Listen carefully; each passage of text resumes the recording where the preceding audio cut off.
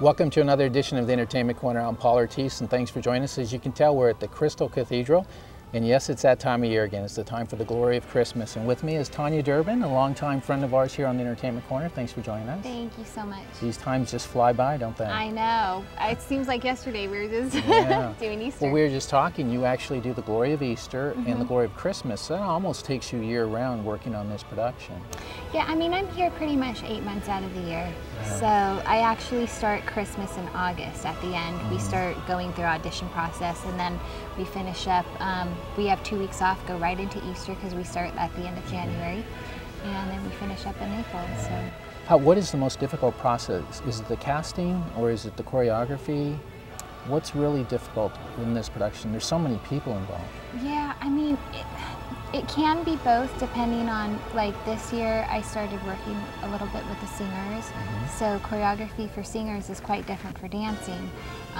That was a bit of a challenge, but it turned out really beautifully, and it was really fun for me to be able to work with them. But it can be the casting, because for the 2 shows it's easy to hire the same people because you've worked with them, and it's hard to let those people go and take a chance with the new people. I mean, so because you never know, you know, how it's going to turn out. But I would say the casting, because you have to have that turnaround.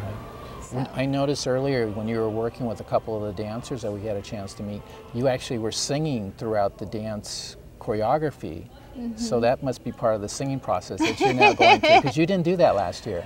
Well, no. Well, you know, it's funny because Bradley Baker, who is one of the solo singers, I really wanted to learn how to sing, so he's helping you out. He gave me a few lessons. I have to say I'm dancing for a reason, but yeah, I do sing to the dancers, like their songs when they're dancing, because they can hear it a little bit better. Does it help them with their count? It does. I mean, I sing and count kind of together, so it's my special.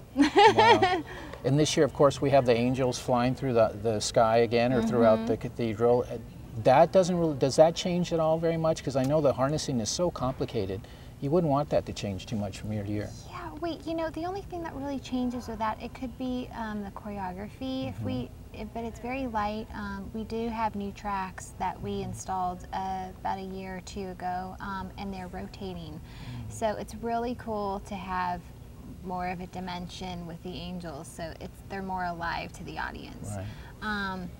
But with the casting, I mean, the hard part about that is casting for them as well, because there's so many people that want to fly and that aren't afraid of heights. So isn't that amazing, though? It is, because I've flown before behind this backdrop, and my palms are sweaty, and I'm just, you know. It's high.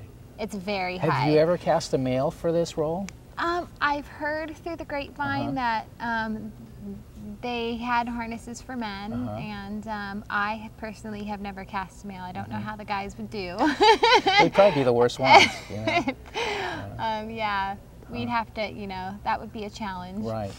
Very interesting. And then, of course, you have the animals, and that's the biggest difference in this production. You have the live animals. You have so many live animals. And the difficulty, like we just met one of your dancers, Adam, and this is his first year working in this production, so he's never worked with live animals. So that's going to be quite a difference for those kind of, you know, people that are first timers within the show. Well, it's funny because you have classical ballet dancers coming in, so we're used to, you know, the sets and the costume, and you know, it's a very kind of it could be a very elegant setting, and it's very humbling for them to come into the show, and you know, you may pass through something that was left there from the animal, and their face just, you know, goes white, and they're like, that was my mark. Right. And then you don't want you to know, be there. Yeah, and by the end of the run, you know, it's a very humbling experience, but they love the animals. But it is, I mean, animals have the right of way. Of course. You know, so. And conditioning is such a big thing for this show. When you're doing 3 shows a night, especially only 2 hours apart, I would imagine, especially the first week or so, those dancers are probably a little out of breath.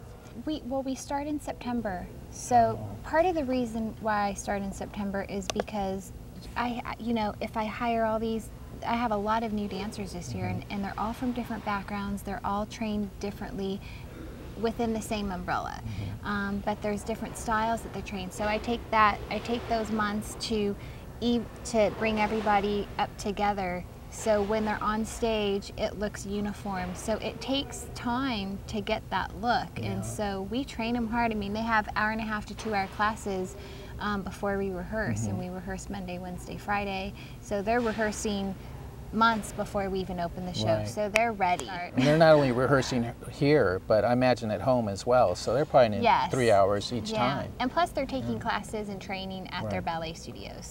Well, joining me now is Adam and Taryn. They're dancers in the Glory of Christmas, and thanks for joining me today, both of you. Kind of surrounded me here. Now, let's talk to Taryn real quick. I'm not going to offend you, I hope. Go ahead. Taryn, this is your second time here at the production. What brings you back this year? I just love the show. It's such a wonderful experience. Last year, what role did you have in the show, and has it changed from the second year? I'm in the same position as I was last year, so I remember the choreography. Is the choreography the same from year to year? Is that helpful, or is it just as challenging? I think it's helpful being the same from year to year. That way I remember it. Now, are you one of the local people that live in the local area that has seen this production for many years and always want to be a part of it? Actually, I saw it when I was about in 3rd grade, and I remember just being in awe of it. I loved it. What are the challenges that you see? And then there's, you know, animals on stage too, so I imagine you got to kind of work your way around them as well. Yeah, I love the animals, though. I always go out and visit them in between dancing, so. Well, that's always a great part of the show. Yeah. Well, let's talk to Adam a little bit. You're actually a soloist in this production, and this is your first time. What brought you to this wonderful show? I actually moved down here from Canada, and I'm originally a ballet dancer, and in LA there's not a whole lot of ballet jobs, ballet opportunities. So when I found out about this job, I was kind of like all for it and just auditioned for it. So now, you were part of the whole casting process, so how nerve-wracking was that? It's very nerve-wracking to have Tanya and all of them standing behind the panel, but it was good. It was a very good audition. I enjoyed it. And tell us about your actual role in the show. What performance do you do during the production? Well, I'm the soloist with the other 2 guys, so I just kind of like lead out the other guys. I'm like the front one of all of them, and yeah, that kind of stuff. What's challenging for you in this show? Is there challenges? I would imagine any show there's challenges. Yeah, this show especially. This show because, like, once again, like a lot of the stuff I do down here isn't really ballet, but this is so high demanding. You have to be in top shape for it. It's a lot of ballet, like a lot of good turns, good kicks, and you have to be like in top shape to do this, and it's a challenging show, but it's good to do. Is there a challenge with the actual flooring? Because the stages we see is carpeted, and you're usually working on a wood floor. Yeah. Do you find that a different? Yeah, it's a little different, but it's not that much more challenging. You just have to get used to it again. Just like you got used to the wood floor before, now you have to get used to this. So once your body's like good enough with it, then it's good. Now, what about working with animals? I'm sure this is the first show you've done working with live animals. Yes, actually it is, and it's kind of crazy. It's kind of crazy to see the camels walking down and the sheep and everything, and having to like normally as a dancer you have like your spot and you go here, but with the animals it's sometimes like you might have to maneuver around your spot because they might be in your spot, so you got to be on your toes for it. Well, it sounds like another terrific show here at the Crystal Cathedral. Before I let you go, I want to give you props because you just told me you were going to be in a film that's coming out next year with none other than Brad Pitt. Wow. Yeah. You don't mess around. You just go straight to the top, huh? No, my husband, I said, if there's anyone you'd want to work with, who would it be? It's, Brad Pitt. I would love, and I've been talking about this for years, so it was a fluke thing, you know, so I'm really excited. So very cool. And I imagine that was so different than what you're used to here.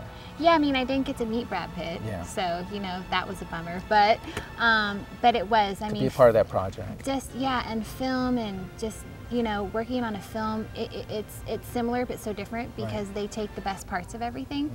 But oh my gosh, I hope I get to do more in the future. Well, we hope to see you not only here at the Crystal Cathedral, but hopefully on the big screen as well. Thank you. That's all going on right now at the Crystal Cathedral. We do have shows at 4:30, 6:30, and 8:30. And for ticket information, give them a call at 714-54-GLORY or see their website at crystalcathedral.org. Well, that'll do it for this edition of the Entertainment Corner. I'm Paul Ortiz, and we'll see you again next time.